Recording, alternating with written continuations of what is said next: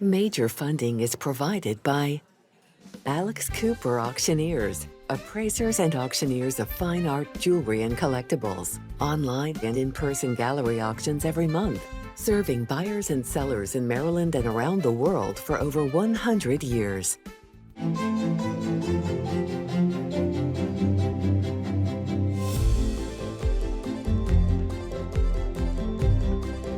Second Story Books, celebrating 50 years of dedicated bookselling. Coming up on Chesapeake Collectibles.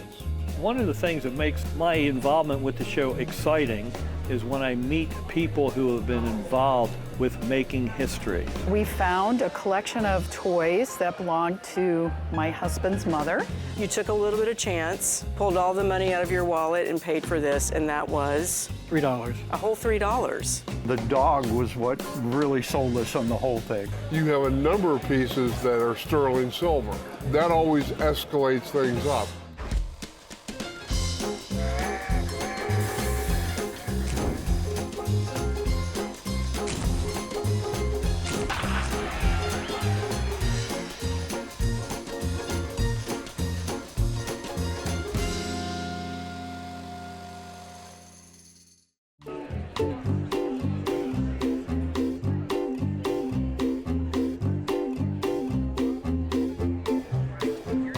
Welcome to Chesapeake Collectibles. Tell me a little bit about this beautiful portrait that you've brought. All right. We bought her about 20 years ago from an antique dealer that supposedly was from Baltimore. Okay. And we just knew nothing about her. We just loved the portrait because it was kind of a folk portrait, and the dog was what really sold us on the whole thing. I can see why. It's a magnificent little dog. I love it. So we did a little bit of research, and it's kind of exciting. This is an exciting find for you. You did find the name of the sitter in the back. So tell me a little bit about that. Well, after we bought this, we got it out to our vehicle, and as I was wrapping it, it said, Mary Young, daughter of Captain William Young. Right. And so I tried to Google that. There are going to be a lot of William Youngs out there. There were an awful lot. Well, we did find a Captain William Young in the Baltimore area, but that's not, again, we're not sure about that. What was exciting about this picture is it relates strongly to a portrait that's very similar, and we'll talk about the similarities, that's in the Maryland Center for History and Culture. And they do think they know who painted that one, so we have an idea now that this really could be the artist. So Susan Fauntleroy Quarles Nicholson. Now, what's neat about that is there are very few of her works. There's one in the Abbey Aldrich. There are several others. The similarities that we noticed, and you looked at the photo, it's the same dog. And the dog is facing the other way. In the girl in that portrait, her head is canted to the right, but the similarities in terms of the painterly quality in the face, she's in a blue dress, the left side is flowers, those flowers are out of the ground, this is in a vase, the coloration in the sky is virtually identical. So, strong possibility that it's her. I'm going to say it's attributed to her. However, she was working with her husband, she married Jacob Nicholson, and they moved to the Amherst area of Virginia in 1839, and they advertised in the Lynchburg Chronicle, or the magazine, newspaper, excuse me. So they were working together. There are some subtle differences that we noticed in the face. So it's possible that it could be Jacob, because they were working together. Wow. They both did miniatures and full-length portraits. Now, sometimes they would incorporate similar images in works. So sometimes they'd put a dog, even if there wasn't a dog in the portrait. But I am so confident that I would say I'm 95% sure that it's either one of them. It's too close to not be. So in terms of the condition, it's been relined at one time. As you'll take a look, and what someone did is they did a wax lining. It's starting to disadhere in certain areas. Could it be restored again? Yeah, it's a possibility. And these areas are what is overpaint, some of it, where you see that brown, that's like original there. I mean, as it is, it's stable, so I'd keep it the way it is. But it's really a beautiful portrait. And I think I'm going to head to the Abbey Aldrich when I get back. I have some other business to do there, and I'm going to take a look at the one they have because I couldn't find it online, so that I can see a third. And then I maybe can hammer down, you know, whether it's her or possibly her husband. Have you ever had it valued? No, we have not. Well, because usually we don't have the name of the sitter. You know, usually these are just unknowns, unknown artist, unknown sitter. This we have the name of the sitter, and quite possibly we know now the artist. So that makes a world of difference. It's charming, she's pretty, the dog is awesome. Condition is a little rough, but I think it could be, you know, I can give you some names as conservators that you might want to have them at least assess the situation. Okay. I think conservatively, if we didn't know who the sitter was and who the artist was, you're looking at a $4,000 to $6,000 painting. Mm-hmm. If we can really hammer down the artist, and her works are rare, and it is a woman artist, and there weren't as many folk artists that were women artists working in the 1830s and 40s in the United States, so that makes it even rarer. I'm going to say conservatively 6,000 to 8,000, but it could be, you know, a bit more once we really hammer it down. Great. But what a treat to get to see it, and how fun to finally put a name to the name of who she is. So we're hoping that we have the artist's name. Thank you so much. Thank you so much. We appreciate it. Thanks for bringing it. You're welcome. It's a treasure. Thank you. Thanks.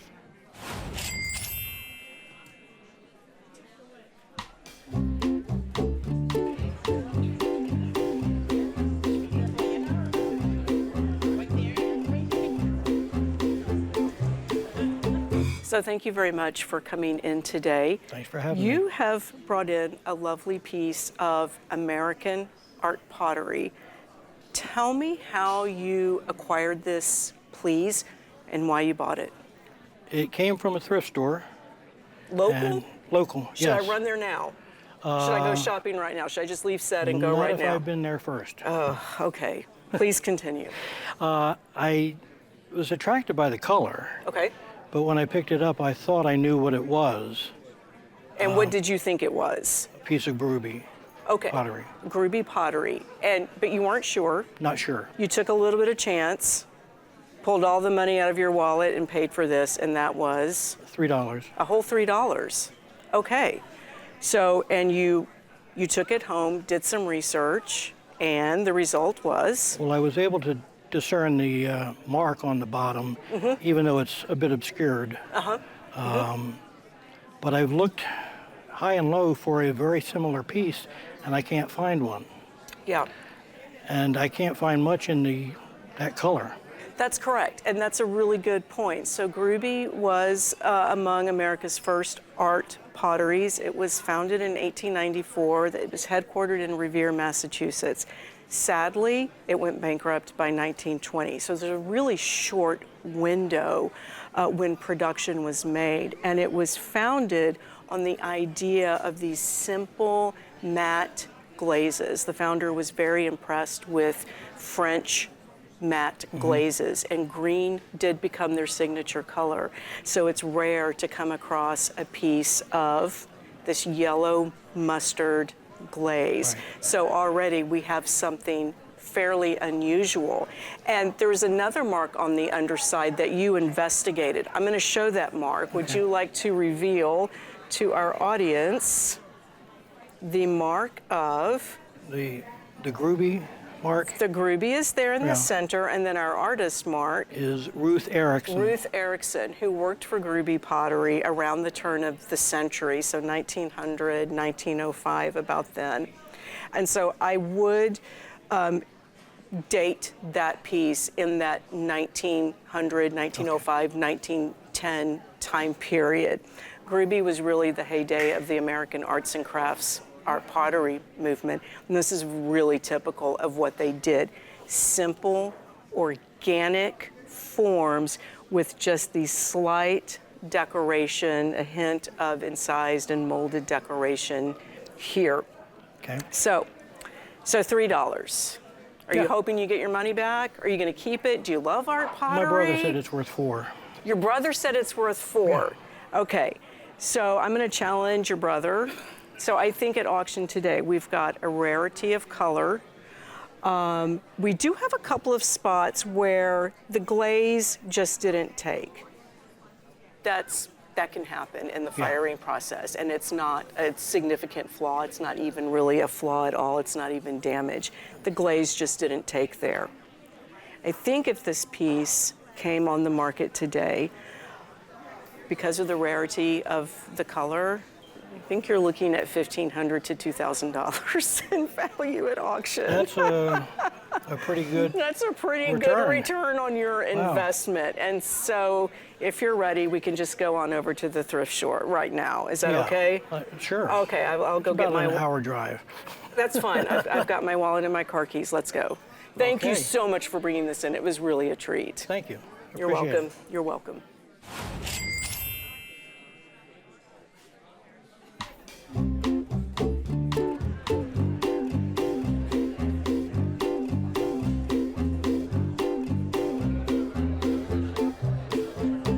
I want to thank you for coming out to Chesapeake Collectibles today. And when you came up to the table, I mean, visually, the color was just popping before you even arrived. Tell me a little bit about what you brought out today, and we're going to talk a little bit about their history and what they are. So I brought today a good sampling of my mother's collection of vintage purses. Now, you've inherited this collection Yes. now. Okay. And some are beaded, some are mesh, some are enameled. So there's a huge variety. It was very tough for me to decide which ones to bring today. Well, I mean, you've got an extraordinary diversity in here, and I understand that they became, not only your mother was collecting these, but they became elements that the family would, I mean, we're always looking for a gift for a relative. Right. So every Mother's Day, there was a purse coming somewhere to Exactly. her, I'm sure. So we used to You search know, what- for her. When I was looking at it tableside, the pieces that you brought out, what we're seeing, and I think it's indicative of this type of collecting, we were seeing European pieces, we were seeing English pieces, we were seeing American pieces. Companies like Whiting Davis became very well known domestically for producing purses like this, whether they were the mesh, the beaded.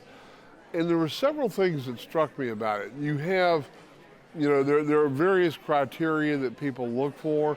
You have a number of pieces that are sterling silver. That always escalates things up. But what struck me was you have bags that are enormously quality pieces. There were very few with damage. There were, you know, and they're coming from all over the world. These were popular really in the late 19-teens, 1920s, and the early 1930s.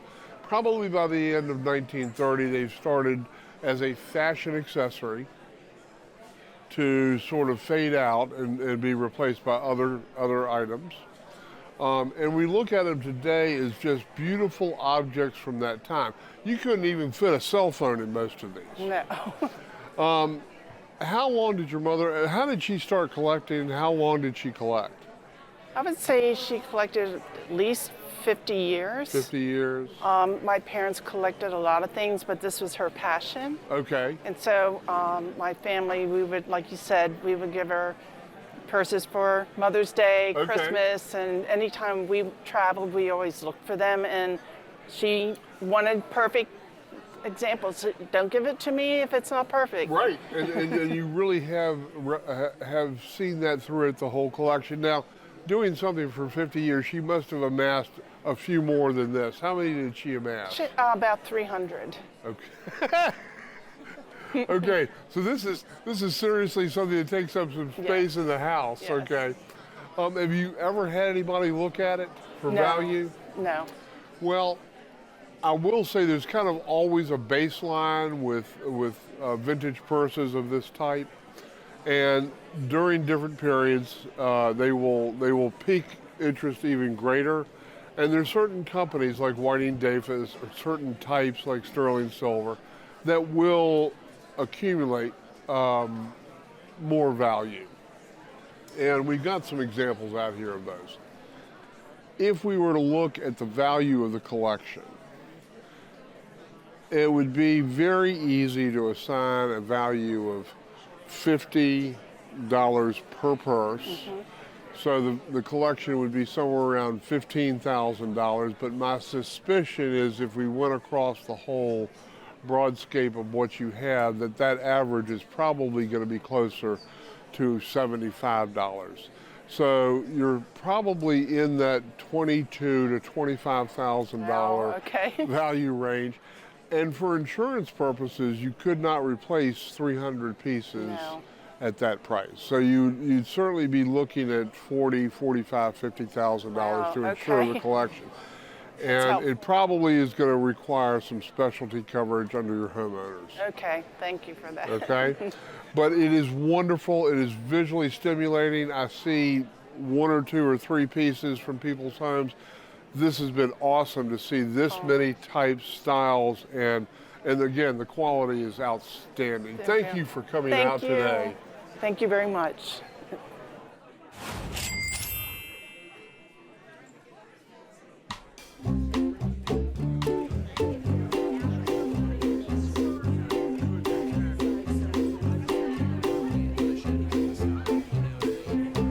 Welcome to Chesapeake Collectibles. What brought you here today? Well, we found a collection of toys that belonged to my husband's mother. She was born in 1906 in Hoboken, New Jersey. Okay. And honestly, we opened up this box. I didn't even know we had it. Where you just had this box sitting around? You never had any was in it? He moved in and we got married, and he's been carrying these around. So I was shocked to see them, and I thought, well, I think they might be worth something, so brought them in. You've got some very nice examples of cast iron items that were manufactured in the 1890s to 1950s by a company named Kenton out of Ohio. You said your mother-in-law was in 1906 when she was born? This is when she was born. So she probably bought these when she was young? Yeah. So we're looking probably 1915, 1920s era. The great thing about these is they're in great, great shape. They have made a lot of reproductions of these Kenton pieces over the years. And these are absolutely amazing examples of around the 1920s versions. Okay. What you have here is the hansom cab, the milk truck, and the Surrey carriage. Okay? You have any idea what they would bring on the market? I kind of looked them up online, and it was like $150. Yeah, those were for probably pretty worn out pieces. Yeah. You've got some really nice pieces. The hansom cab would go anywhere from $150 to $250. I would put it more close in this condition, more for a collector. The two of them would want it because it's a great condition piece, around $300. Okay. The milk truck is one of the most popular reproduced items that they did. It's in great condition also. And I'm looking, I'd put a value of that at auction of somewhere around $300 to $400. Wow. Okay. Okay? Yeah. And the Surrey piece is also in great condition. That would also have an auction value of somewhere between $300 and $400. Okay. As insurance value would be to get these, I would put an insurance value of about $1,500 Really? on this, Okay. on this collection. Thank you for bringing them in. They're excellent examples. Thank you. I'm impressed, and I'm already having fun. Well, good. And I'm going to have to find a place to just show Display them them. off You're going to have to instead show of in them a off. cardboard box. You know, wipe them down, clean them up. Yeah. They're awesome pieces. Thank you so All right. much. Appreciate it.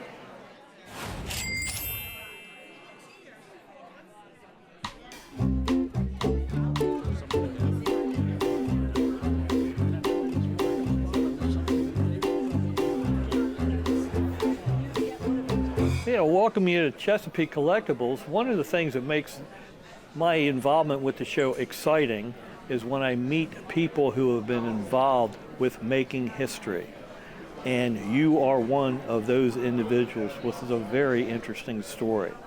What did you bring in for us to be able to take a look at? Well, I was lucky enough when I was stationed aboard the USS Saratoga as part of the Air Wing. It was HS-5, an Air ASW helicopter. At that time, the carrier that was sent out to pick up the astronauts that were coming back from their flights, we at that squadron were responsible for recovery.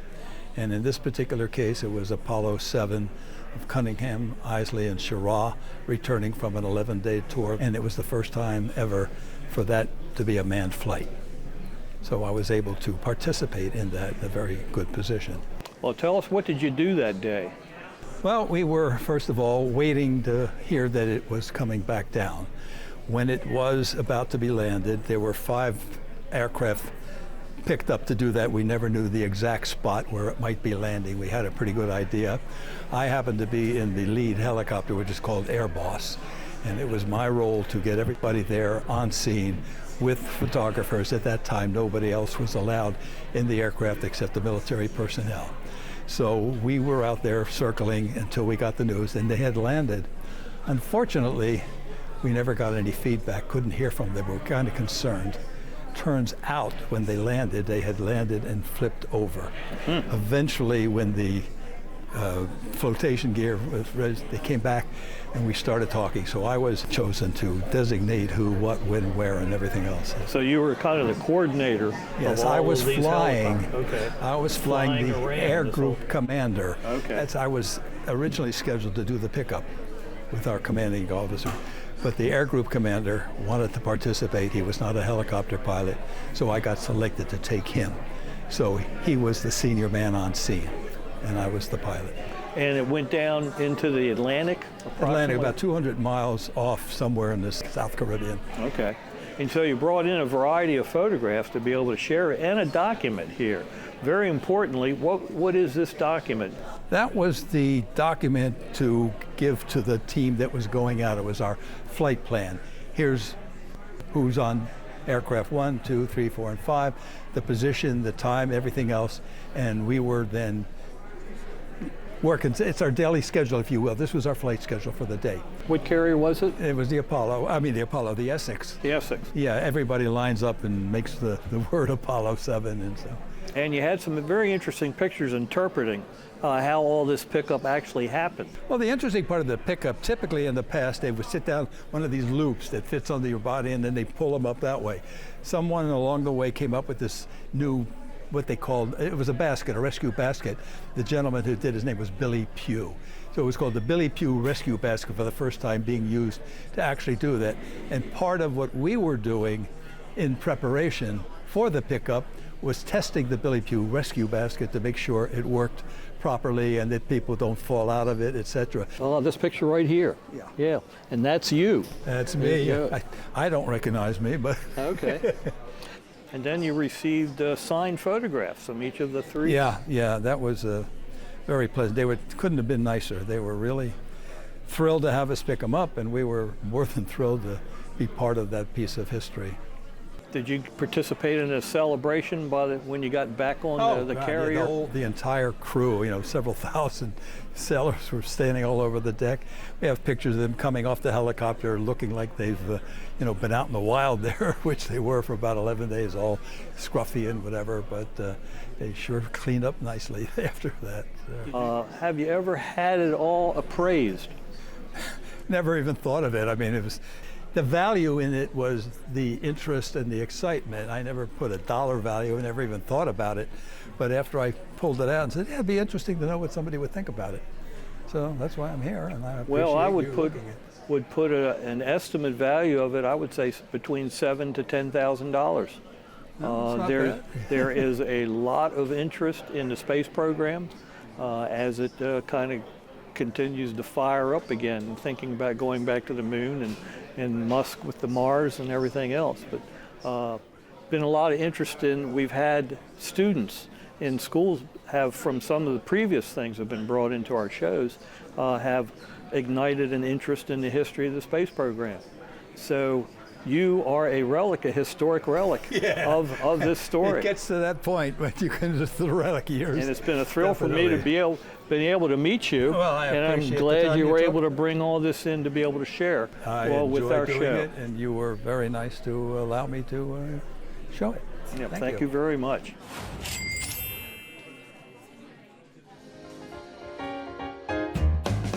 Next time on Chesapeake Collectibles. What wonderful object did you bring today to Chesapeake Collectibles? This grouping that you have brought in today is one of the most exciting groups that I have seen. Baltimore Glassman was really drawn to the glass and the glitter for like the light and the spirit that he sort of found in that. We have Lady Germania, similar to Lady Liberty, and she's supposed to represent kind of loyalty, power, strength within Germany. Your eye is superb because you have chosen a lovely example of Art Nouveau. Major funding was provided by Alex Cooper Auctioneers, appraisers and auctioneers of fine art, jewelry, and collectibles. Online and in-person gallery auctions every month. Serving buyers and sellers in Maryland and around the world for over 100 years.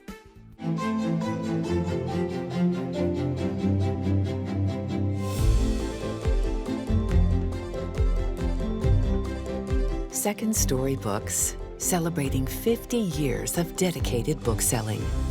This is our first time at Chesapeake Collectibles, and it's been marvelous. Everybody was so warm and welcoming. Well, we watch Chesapeake Collectibles all the time, and we were so interested in it that we came 2 years ago for the first time and absolutely loved it. Everyone here is so helpful, knowledgeable, and professional. I'm coming back again.